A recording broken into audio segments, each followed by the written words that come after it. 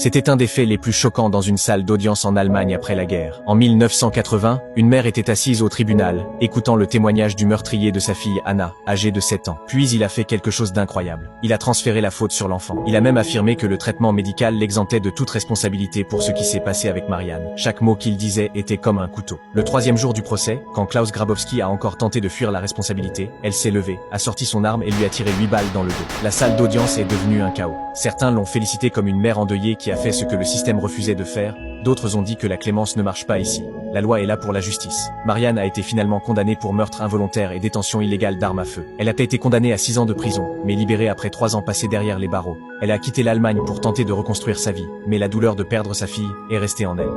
Dans les années 1990, elle a été diagnostiquée avec un cancer du pancréas.